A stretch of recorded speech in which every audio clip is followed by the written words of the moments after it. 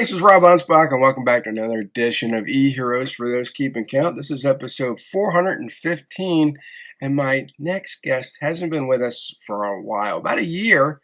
Last episode, I think, was episode 360, and before that, 308.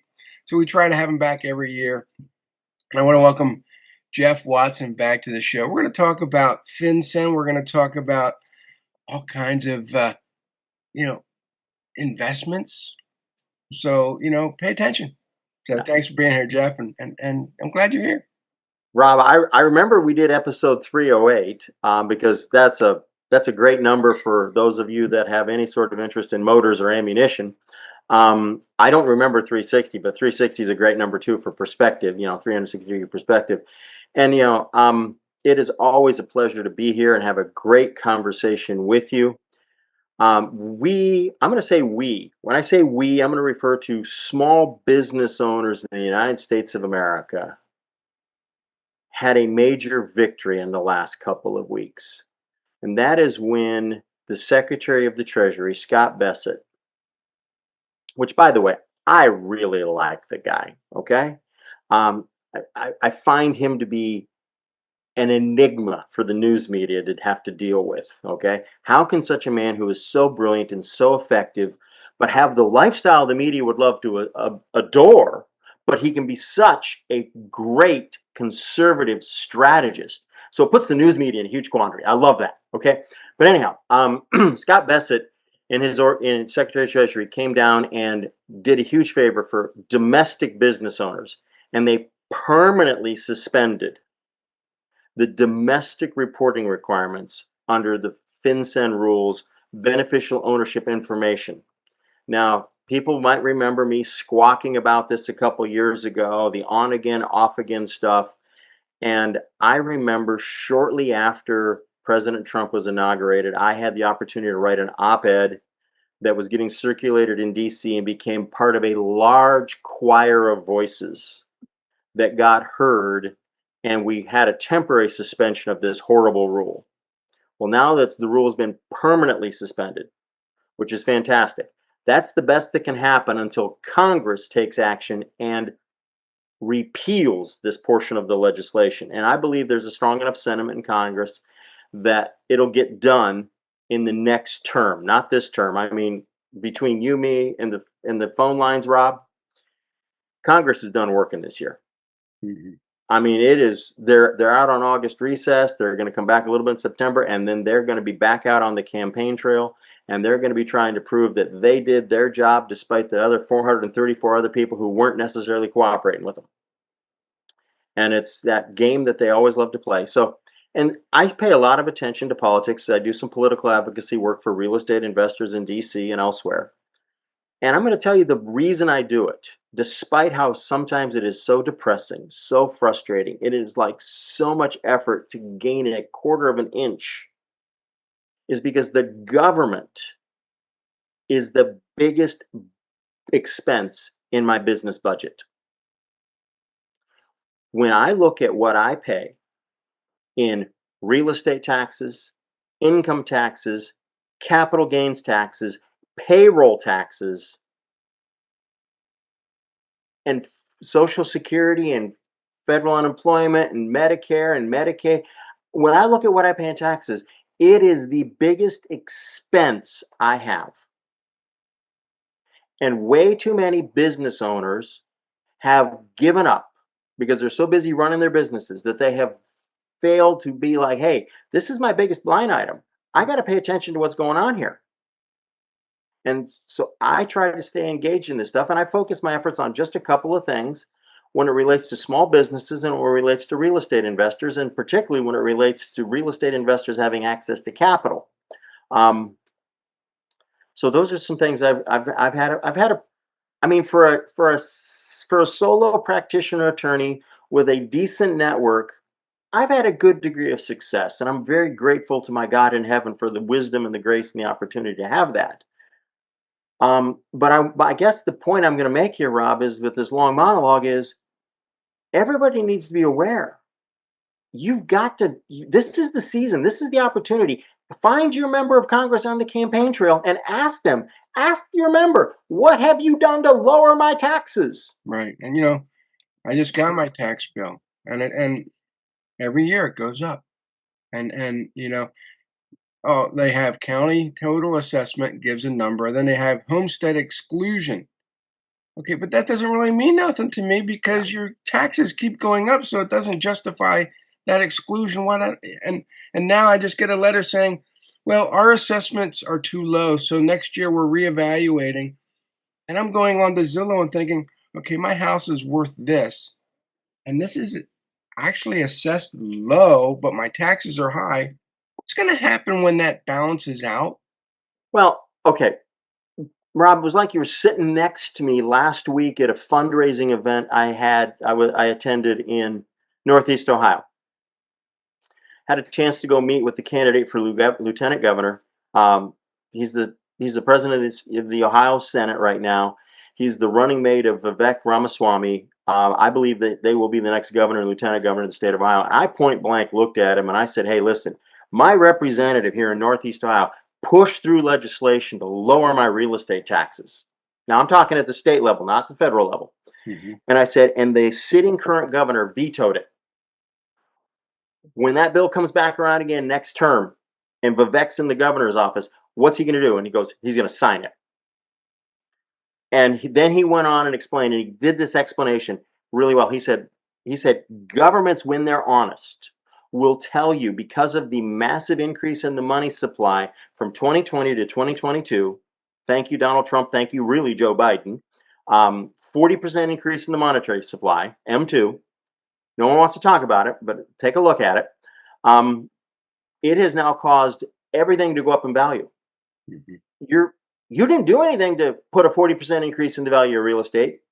You didn't add an addition, you didn't do improvements, but now the county wants to tax you 40% more. That's a huge windfall to them. Mhm. And some of them are reluctantly realizing that they got their hand caught in the cookie jar and now they're kind of embarrassingly trying to take their hand back out. Some of them are just blatant. Like, no, we want it. We're greedy. We want it. And homeowners have got to do something about this. And so I'm going to say this: if you don't look at your real estate taxes, and if you're not saying, hey, listen, there's got to be a solution to this. And solutions are number one, ask some hard questions of the local candidates, Mhm. county offices, ask some hard questions of school board candidates. Why do you need why do you need more and more money when you have fewer and fewer students? Demographically, we're educating fewer students than before. Why do you need more money? And then ask the hard questions at your state level, and then that's even before you get to the federal level. Ask some hard questions about, why do you need all this money? Mhm. Oh, Where and Why I've can't government do what I have to do? been I can't go out watching. and automatically raise my paycheck 40%. Right. Well, I've been watching YouTube videos where certain counties are raising the tax levels on new home buyers. People buy into a home and they think, "Oh, my tax is going to be 4,500 because that's what the last person paid," and then they realize it's going to be $20,000, and they're like, "What?" And so all these things are getting raised retroactively. Yep. So now this is something that I'm going to go down this little path. If you're in the process of buying a home, if you're in the process of buying any form of real estate, and you're represented by an agent, a broker, a real estate agent, whatever, you need to ask them, what will my real estate taxes be? Not what are they now, but what will they be? And if an agent won't answer that question, they're not doing their job. I Yeah, mean, because the crudest answer they can give you is, well, right now it's taxed at as if it was worth this, and this is what the taxes are. So if we raise this number up proportionally, the other number comes up, and this is what it is. Can you afford that? Oh, yeah, by the way, your insurance premium goes up as a result too because the value's up. Can you afford that? yeah. Go on, and let's talk about insurance because I know in some states that's going up astronomical as well. You know, And Rob, that affects homeowners, real estate I'm investors. I'm shopping for insurance today. I'm going back and forth with an insurance agent today on a quote for my property in St. Pete Beach, Florida. Wind assessment mitigation reports, all this stuff. So yeah, I'm in the crosshairs of this stuff. You're looking at hurricane deductibles, other deductibles. You've got to really dig in, folks. You cannot just blissfully slide through life. Mhm. You've got to pay attention to this stuff. Yeah, You've got to well, really, I and you've got to shopped be for prepared. You've I got to be shopped prepared for to live beneath your means. I shopped for real estate insurance for my house a few months ago, and the agent says, "Well, your house was built in the '50s, and it's got real stone, and they just don't build houses like that. So the cost to replacement is going to be much higher because they can't get the material." And I'm like, "But it's tornado proof." It's tornado proof. I know. They I don't know. care. They don't care. I mean, and here's I'm gonna be an equal opportunity offender. Okay, I've already stepped on the toes of politicians. I've already stepped on the toes of small business owners that aren't paying attention. So now let me just be an equal opportunity offender. One of the biggest problems driving insurance costs, aside from really unethical insurance practices, is contractors, particularly in the roofing and storm damage area, that will manipulate a small claim to try and turn it into a brand new roof for somebody. Mhm. And folks, I'm sorry. My attitude is this about insurance: it is not for the little stuff, it is for the big stuff. It is for the really big stuff. Okay? I had trees come down on houses as a result of two hurricanes here in Florida. Do you think I called my insurance company? No way. No way.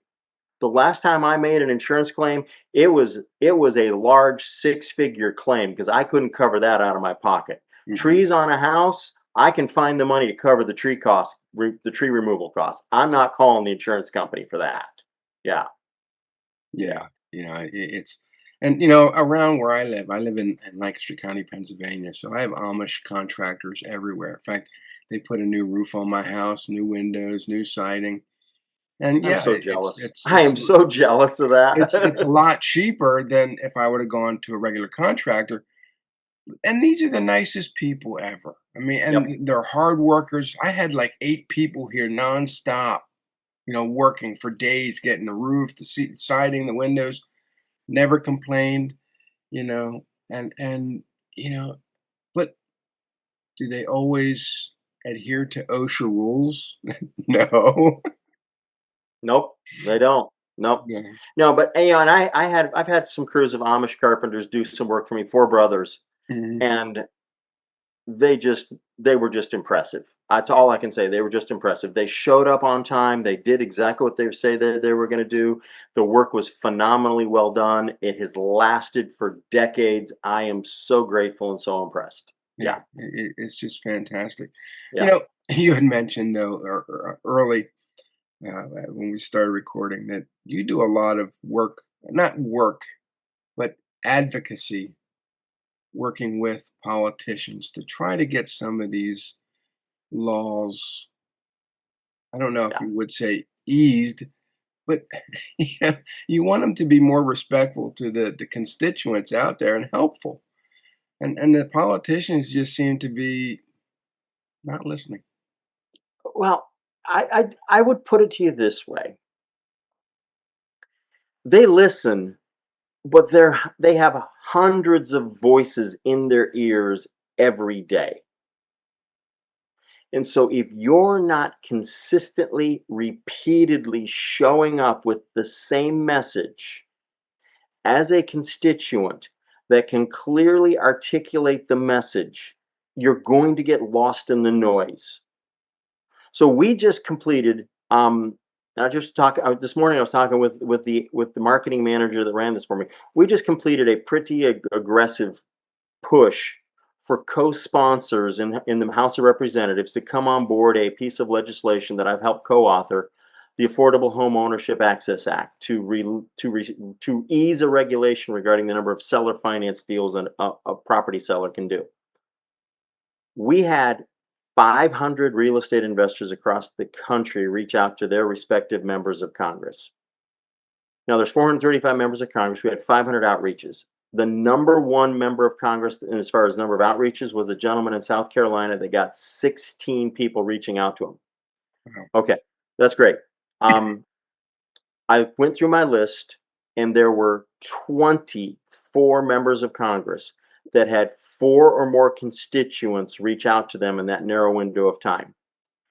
4 is a threshold we can begin to work with. Now, I'm going to need to go back and do it again and again. I'll be back in DC in about 3 weeks, and I'm going to have another push before then to try and get more people to wake up and get on board this one bill as a co-sponsor.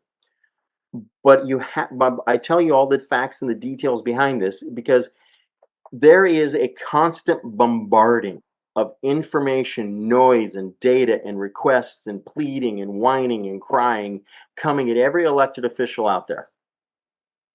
It comes via tweets on X, it comes via posts on social media, it comes via emails, it comes via phone calls, it comes via, people that they know reaching out to them. You have got to get their attention, keep their attention. You've got to be back there repeatedly. I mean, anybody that understands marketing knows you can't just put your message out there once.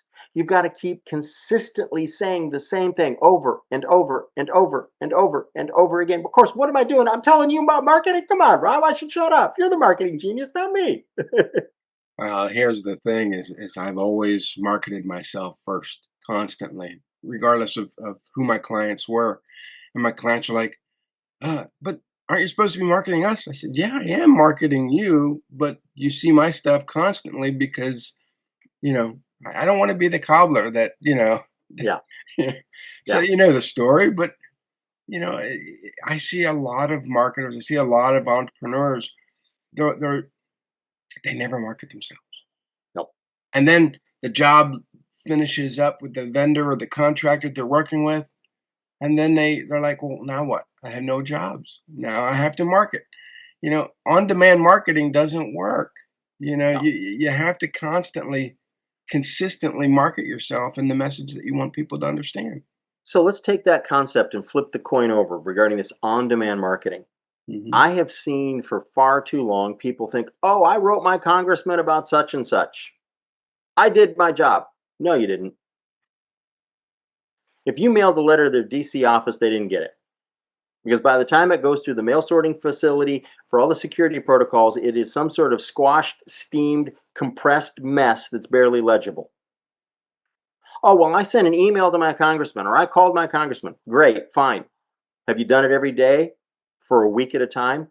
When I was fighting to kill portions of the Build Back Better bill, and by the way, we successfully killed it, that would have decimated self directed IRAs, we raised such a ruckus that I had one of my friends, a member of Congress, Vicente Gonzalez, Democrat out of Texas, who's up for re-election. He is an amazing guy, strong campaigner, understands what business owners and landlords are going through. So good things about Vicente. Um, he looked at me and says, if we make this change, will you please tell them to stop the phone calls? Because we had gotten to the point where they were finally getting the message due to all the reoccurring, consistent, ongoing, repetitive phone calls, faxes, emails. You've got to continue to hit them with your message. Oh, it's like social media. They think, "Oh, I'm just gonna do one post and people are gonna see it." But the way social media works, maybe half of 1% of your listers are gonna see your message. So you gotta continuously post.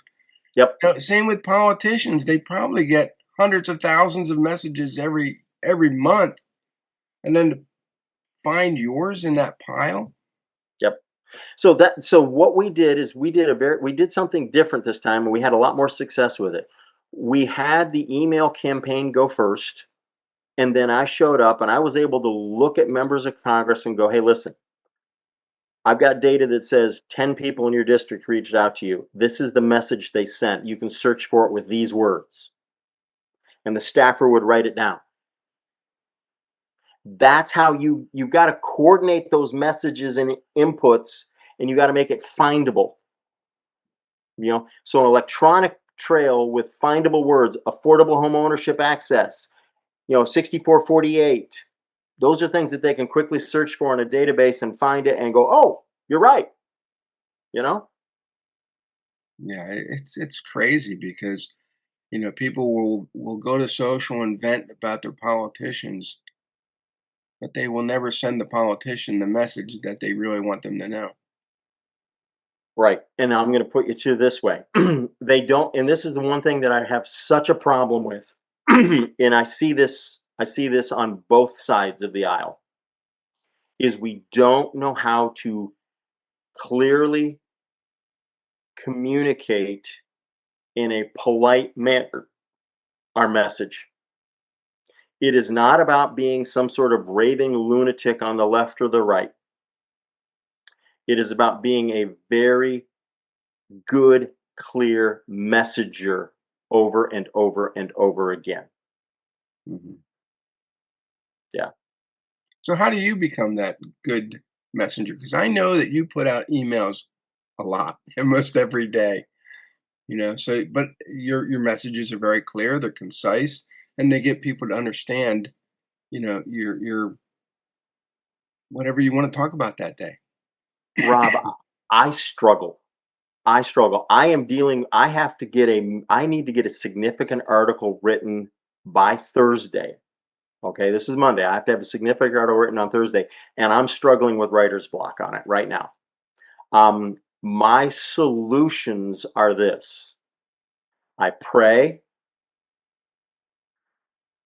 I go distract myself with something to wait for an idea to come in, because God, I got like God. I'm looking at data. I'm looking at material. I've got these ideas. I'm looking at these different things. But Lord, give me something that you really want me to write about. And then I try and relax, let God put an idea in my mind so that I can take off and write about it. And if it's something that I feel like I can get 3,500 words out of, great, I'll run with it. But it really then comes down to, and this is based upon my decades of courtroom experience, I learned that I have to create a verbal hook in the courtroom of 30 seconds. Mhm. In the courtroom, I've got 30 seconds. On social media, I got 3 seconds. I've got to hook you that fast. There was one judge, I was in front of this guy many, many, many, many times. I knew if I did not hook him in the first sentence, forget it. I knew. And so you focus your message to, how do I get your attention with one sentence? What's my first sentence? Mhm. Yeah. I've can't say I've ever had writer's block because I'm always writing, but there are times when the message probably could have been written a lot better. It's a lot clearer. But I always find that, especially over the summer, when I mow my grass, that's when I have time to think. I put my headphones on, I push mow, and I got half acre, so it gives me at least an hour and a half to think. And I usually Yeah. come out with great ideas. Yeah. Um, lately, it's like, you know, I've been struggling mowing that grass. It's like, I don't want to Yeah. do this anymore. I'm Yeah. getting older. Um, but I do it because I know that one, I'm getting exercise and my brain's working. And I can look back and say, yeah, that idea came from mowing. That idea came from mowing. And it's just, Yeah. and it's funny because I got mostly 80s music on my phone and I just put the ear and I put it on random.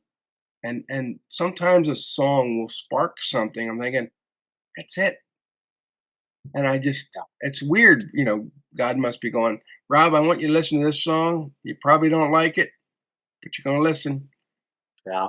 And that's the Yeah. He idea. has he has that he has a way of giving us inspiration in the ways that we least see it. I mean, I think when you say that, I think to myself of, we see it in scripture all the time. Still small voice. It's not a megaphone. It is that little consistent, clear voice. that we recognize like, oh, okay, Lord, I got you. Well, Yeah. I and maybe you don't like mowing, but I know you like riding that bike, and you're all over Ohio and Florida, and Yeah. Yep. I'm going that's to be your out on the bike inspiration. this afternoon. Tomorrow morning, I've got 2 hours of drive time tomorrow morning, and I'm hoping that between the bike ride today and the drive time tomorrow, that I come up with the inspiration I need to write this 3,500 word article for real estate investors, because it's going to go out to about 40 some thousand people. So it better be good. It better be good. Yeah, Yeah. But I it's, go ahead. no, it's just it amazes me of all the things that you've accomplished. And people are like, well, real estate law, really? That doesn't sound exciting. But when you put it in perspective and what you do and how you do it, and I look at the people that admire you on social media. You have I'm not saying it's a cult following, but there's a lot of people out there that respect you and are looking forward to that message all the time. Yeah. Yeah, and I gotta say one other thing that has really been a massive ingredient to the clarity in any messaging I put out there. And God has blessed me with an absolutely phenomenal assistant. Um, we have known each other since the 10th grade of high school. Wow. We went to high school together. We were in the same graduating college class together. Um, and she has worked for me for 18 years now at my law practice. Um, she finishes my sentences. She finishes my sentences. And the the dumbest things I've ever done as a business owner, as a real estate investor, are things she told me not to do. And that's my phenomenal assistant, Debbie. You've seen her work. She's punctilious. She is a grammarian's grammarian, um, and she cleans up everything I put out. You know, yeah, Yeah, she's your glue, she is. yeah, it She absolutely is. I mean, she can finish my sentences. She can, I got to start the sentence and she can finish it. And she will clean it up and correct it. And so when people read me, they're really reading that unified voice that the two of us have, mhm, because she makes what I say a lot easier to understand. mhm. Yeah. Especially when you're back and forth between Florida and Ohio, and you know, Yeah. she Yeah. makes it. Yeah. Just my experience dealing with her and helping you with Boaz on Business Book. It was she knew her stuff. Oh, oh, oh, absolutely. Absolutely. I mean, you know, there was the other day that she was correcting me on something grammar, and she was literally quoting the rule. I was like, wow, wow, here we Yeah. are. Here we are. We're both now in our early 60s. Um, and she's still quoting these rules of grammar at me. When most people are like, "I'll let AI fix it." No. Oh, that's no. I found that AI makes a lot of mistakes. Oh yeah. It has no personality. Yes, in some copy, you want to be able to break the rules of grammar, but it's there for Yes. a reason. And, Yep. and sometimes people that are perfect in grammar, they look at copywriting and they're like, yeah, but you can't say it that way, and you can see their brain gears going and the smoke coming because they want to change it. Sometimes you can't just because of the message that you want out there. Now, if it's in a book, if it's something that needs to be clarified, proper English is great. It works. And especially when it comes to legal contracts or, dealing with Yep. politicians, it needs to be clear and concise. Yeah. Yeah. So this is one of the things that she and I go back and forth on is, when I'm writing copy or when I'm trying to write some copy, she will let me bend the rules a little bit because once again, I'm trying to create that hook. Hmm. I'm trying to get something that gets your attention. And so when Jeff doesn't follow perfect grammar rules, for those that frequently read me, it's like, whoa, They're like, what happened? Well, it's because Debbie let me get away with one, to get your attention. So it worked. Mhm. Yeah, it's Yeah. but when I first met you a couple years ago, everything I knew about you was about self-directed IRAs. I didn't know about all the other political stuff. I didn't know about, Debbie. I didn't know, and the more I know about you, the picture gets even clearer and bigger, and I love it because, you know, and this is for the audience out there. Jeff and I have this Chick-fil-A game where we send pictures of the meals that we're having, and sometimes I'll go weeks without a Chick-fil-A, and I'll be getting pictures from you. Oh, And it's just they're it's fun because, you know, Chick-fil-A is one of those restaurants where you either love it or you hate it, and it's usually the hate comes from the politics, or they're not open on Sundays, or whatever it is, but the food is awesome. yeah. I can't find any other fast food restaurant like them. I was at one yesterday that is very, very similar, and that's In-N-Out Burger. But Oh, In-N-Out is not in Pennsylvania. I was in Dallas, Texas yesterday, and I was at In-N-Out, and I have to tell you, In-N-Out is the burger version of Chick-fil-A. mhm, Family owned, privately held, faith-based. They pay their employees way above average, not short staffing anybody. Focus on cleaning, focus on the customer experience, and oh, by the way, it's a simple menu with high quality ingredients. yeah. Well, Yeah. the other day, my wife and I drove to our local Burger King only because we had to go grocery shop and Burger King's right there. There is no cars in the parking lot, which means there's nobody in the dining room. There's one car in front of us that probably told the person at the terminal where you give your food order their life story. They sat there for 10 minutes. And I thought, oh my God, please let this car get struck by lightning or something. They pull up. They pull up. I give my order. We just wanted a burger, and my wife wanted a Whopper. Nothing special, just two things. No drinks, no nothing. I pull around. The car is still sitting there waiting for their order. And we're waiting and waiting and waiting. The car pulls away, and we pull up.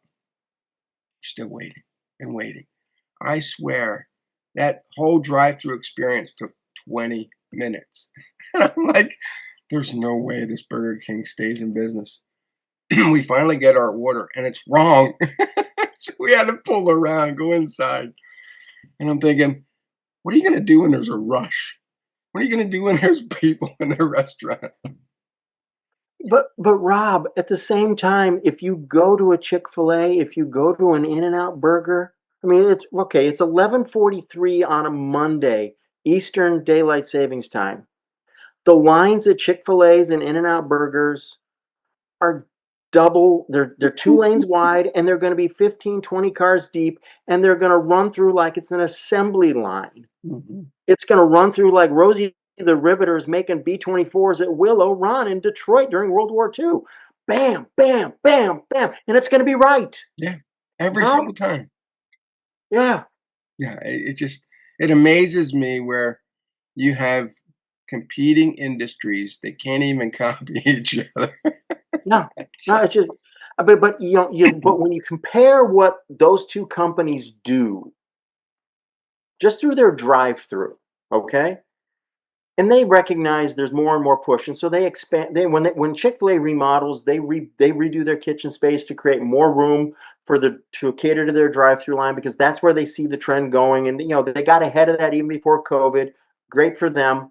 I mean, In-N-Out Burger, they've opened up one in Franklin, Tennessee.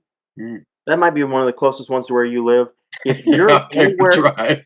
if you're and I'm just if folks, if you're and just listen to me, folks. If you're anywhere in the Nashville, Tennessee area, go check out the In-N-Out Burger in Franklin, Tennessee, just south of the freeway.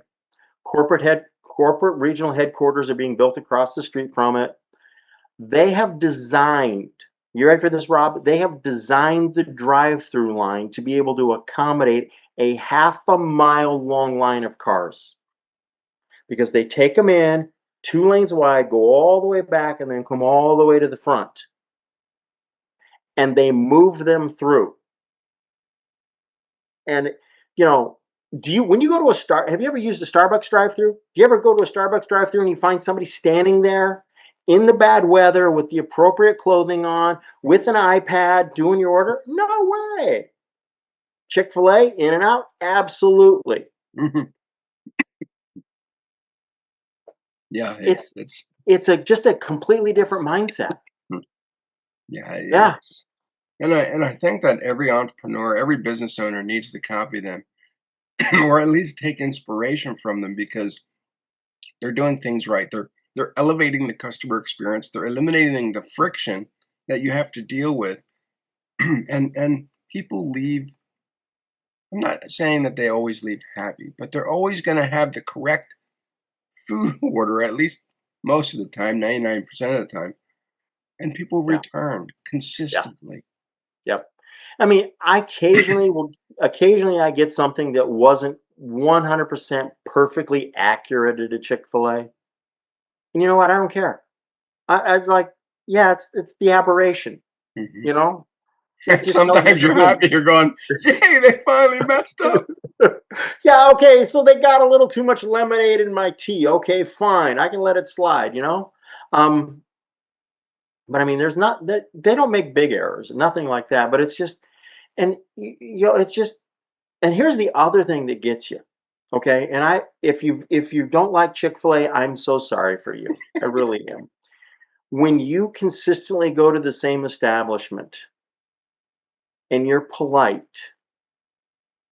they will learn your name. They will greet you when you walk in the door. They will ask you how your day is. They genuinely care about it. Mhm, Now, I will also tell you, I've had managers, I've had operators tell me, yeah, we got to hire 12 to find one mhm. because we're looking for that one. They're like the Marines, they're looking for the few. You know what I mean? Well, and, Yeah, and everyone, every employee, well, I can't say everyone, but most of the ones that I've run into are so darn polite, and they don't give you pushback. The right. other day, my wife ordered pizza from Domino's. She says, "Go pick it up." She said that the indicator that Domino's has or shows on the website says the pizzas will be ready at 6:52. Great. I drive there because one. They're like we're like 1 mile out of their delivery zone, so I always have to drive. So I get there at 6:47. I give my name, sir. Yeah, that's going to be. I'm like, yeah, but your thing says that. All right, I'll just wait. 7 o'clock. So what are you waiting for? I give my name again. Oh yeah, I think I just went in. So 7:15. Guy goes, he looks up to me, goes, and your name again? What's wrong with you? You don't remember give my name again. I said, and my pizza was supposed to be ready at 6:52. Don't give me attitude. And then I'm like, whoa. And I'm like, so not only were they understaffed, but they were way behind on their orders.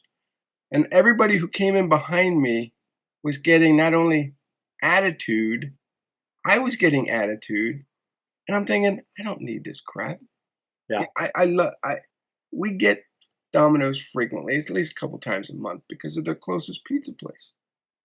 But I don't need that aggravation. I don't need that pushback.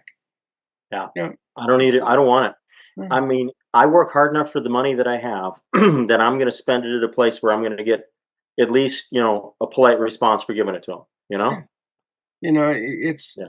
it's not my fault that you're understaffed. But could you be nicer?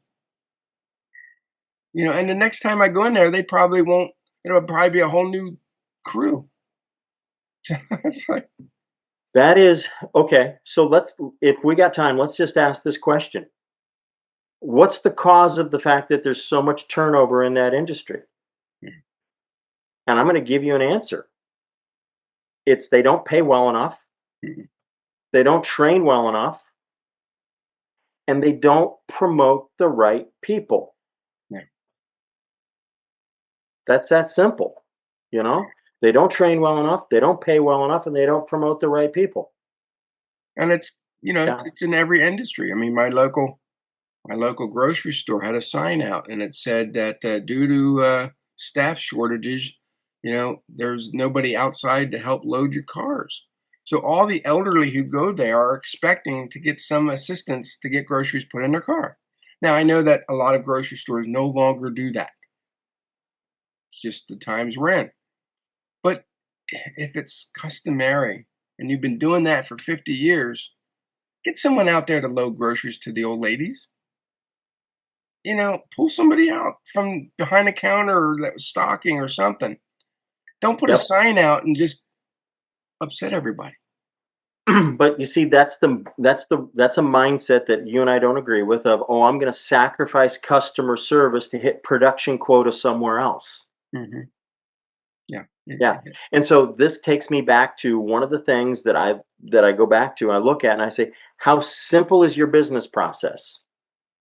Because the more simple it is, the more streamlined it is, the more consistent it is, the easier then is to deliver a good customer experience. And I find in my law practice, the more I say no to stuff that's outside of my comfort zone, the more I say no to anything outside of self-directed IRAs, the better my practice is. Mhm. Yeah, The better my law practice is. If it involves a self-directed IRA, I'll talk about it. If it doesn't, I'm really not interested. yeah. I mean, Yeah. even this year, I brought all my services under three core principles: learn, build, and experience. And it tells people exactly what they're going to get from me. Learn, you can come to my site and download all kinds of free stuff. You can go to my blog, you can do this. Build, this is what we're going to help you do to build the business that you want. Experience is what's going to happen afterwards. The people that are going to come to you. Yeah. You know, Yeah. and the thing is, you simplified everything down to that self-directed IRA. A lot of vendors, a lot of businesses are still offering 100 different services and wondering why nothing's working. Yeah. And I just, to me, it was like less is more. Less is more. So I'm gonna focus on that. Yeah. Yep. It's just it's Okay. crazy, Yeah. it's but we got a few minutes left. I want to talk about self-directed IRAs because Okay. it's still something that a lot of people aren't sure of, or they put money in and they're like, well, now what? Okay. Yep. So I'm gonna start out with something that's really controversial in the industry. Self-directed IRAs are not for everybody. They're actually probably only appropriate for a minority of investors. And for the minority it's appropriate for a reasonable percentage asset allocation wise of their retirement planning and savings. I don't think everybody should be in self-directed IRAs, and I don't think anybody should be all in self-directed IRAs. Um, because the risks are like the rewards. The greater the reward, the greater the risk. Mhm. And we went through an era, and I'm now going to get really mean to people. We went through about a 14-year era, 2010 through 2024, where if you breathed, you could make money in real estate. Mhm. You just had to buy and breathe, baby, buy and breathe. Okay? Well, the last 2 years have taught us a lot of things that doesn't always continue. And it's exposed a lot of weaknesses in deals that people thought were good and now they're not. And so you've got to be prepared for that. Now but for 14 years, 10 through 2014 or 2024, we had people that were making outlandish rates of return for very little risk and thinking that was normal. No, that was the aberration. Now, for you to make those same rates of returns, you're going to have a lot of risk. You had better get really good at understanding how to analyze risk. Is that a risk that you can mitigate? Is that a risk that you understand? Is that a risk you can, handle the due diligence and protect against? Because if you can't, don't do it. I'm a huge fan of self-directed IRAs. I've made some phenomenal self-directed deals. I've done some phenomenally horrible self-directed deals. I've made money, I've lost money. Um, at the end of the day, where would I be if I had just simply stayed straight in all index funds? I don't think I'd be where I am today. I don't think I'd be bad. But the point I'm trying to make is it's not for everybody. You need a tremendous amount of education and you need to learn the rules. And education is paramount. Mhm. And if you don't start to learn and learn correctly, you will never have anything but a bad experience. Because if you don't learn correctly, Rob, how can you build correctly to get the right experience? Most people, they want to, well, I'm going to learn a little bit, then I want Mhm. this big, great experience, but they never built Mhm. in between. They never learned how to build based upon the correct rules. I mean, I just last week I had to tell a guy, no, what you're wanting to do is not legal. You know, you can't do it that way. But. And I'm like, no, that's not what the rules allow. Well, I don't Mhm. want to learn the rules. I just want to do it. Well, that's the problem. You Yeah, know? and then you do it for them, and you're getting in trouble too. Oh yeah, I won't. I won't. My law license, my career is not worth walking on the wrong side of the line for somebody. No way. Not doing it. Mhm. Yeah. So I mean, I'm literally stealing your wordings about learn, build, experience because That's if you don't learn it, you can't build it right, then you can't have the experience. But if you learn self-directed IRA investing correctly, and folks, just go to watsoninvested.com, read all my free stuff. Hey, sounds like maybe I've got a website that Rob's kind of had some influence on. Maybe. Okay. Go there, learn all the free stuff you can. There's some other great books out there you can find on Amazon. I'm helping a lady by the name of Jill Banner write a book on it right now, and she's got a very unique perspective, and I think that's going to be a fantastic book. Well, Um, both you and I are very into legacy, yeah. and, Oh yeah. and we know the power of legacy, and just looking at the website, his website says your wealth, your future, your legacy, and I want people to understand that maybe I had a little hand in that. But, it's based on Jeff's attention to detail when it comes to helping clients prepare for their future, and what's the legacy that they wanna leave behind. Yeah. Now, I always talk about legacy is not always about money, but, with Jeff, you're also learning about what he does and how you can improve your situation. You're building on that, and it's the experience that you're gonna learn that you can pass on to future generations. So, that legacy is paramount. And So, I also encourage everybody to go get Jeff's book, Boaz on Business. please do. Yes. Uh, Yep. Right there on one of your top shelves. I love it. and this is Yep. it. I want you to go get it. It's an And, easy and read, but And it's Rob, great. I want to talk about three things before we wrap this up. Number one, I want to talk about that book, Boaz on Business. With your help, we've got about 1,000 copies out in circulation. And for a first-time book, that's pretty impressive, and it could not have happened without you. So thank you so very, very much. And I love when you say, "Hey, Rob, I'm taking more books to an event. I'm doing this, I'm doing that," and I'll Yep, contact you after about 2 days, and you're like, "They're all sold out." yep, all gone. I'm like, Yep, "Wow." And what gets me is all the pictures of people who are still posting, themselves with the book, with you, yeah, even after, and it's been what, 2 years, yeah, but yep, this is a great book. yep. You know, So, I and sent it to I sent it to a local pastor, and yeah, he really thanked me. He said, "This is great. We're going to teach this. We're going to showcase this." And I'm like, awesome, "Well, awesome. I know the author, so Yeah, if you want." yeah. Yeah, Um, and that book was a product of, a very difficult time of my life. Um, Asking God who He really wanted me to be. Um, and it became clear to me that I want a legacy like Boaz had. We remember Boaz for the things that he did, But more importantly, we remember Boaz for the things that his grandchild did. I want you to hear me clearly, folks. Boaz was a great mighty man of wealth, wise and generous. But his grandson David became king of Israel and is still revered by Christians and Jews to this day. And the main airport in Israel is named after him. The city of Jerusalem is still referred to as the city of David.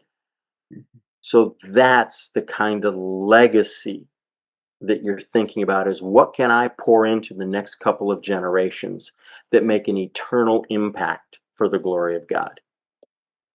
Yeah. And then I'm gonna close with something really hyper technical.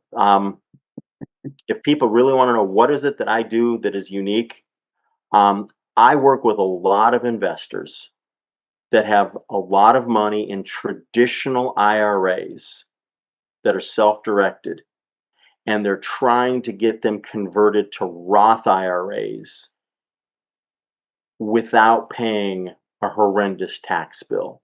And that is something I can frequently help people do. And I've got a number of people with millions and millions of dollars in traditional IRAs, and they're in their late 60s, early 70s, and they're looking at age 73 with RMDs and their required minimum distributions, and they're just like panicking. And so we're working earnestly to help them find ways to lawfully, legitimately, and accurately restructure those accounts into Roth, where they can leave a really powerful legacy to their kids and grandkids. And that's something worth not just money, but peace of Yep. mind. Yep. Peace of mind. Yep. Yeah. We learn the rules, and then we work them hard, you know? There Yep. you go. So I want everyone to go over to Jeff's website, Watson Invested. If you haven't bought his book, I encourage you to do so. It's on Amazon, Kindle and paperback. And I want you to hire Jeff to help you understand, if you have a self-directed IRA, to manage it the right way. So Yep. All right. everyone, we'll see you guys on the next episode. Adios. Peace.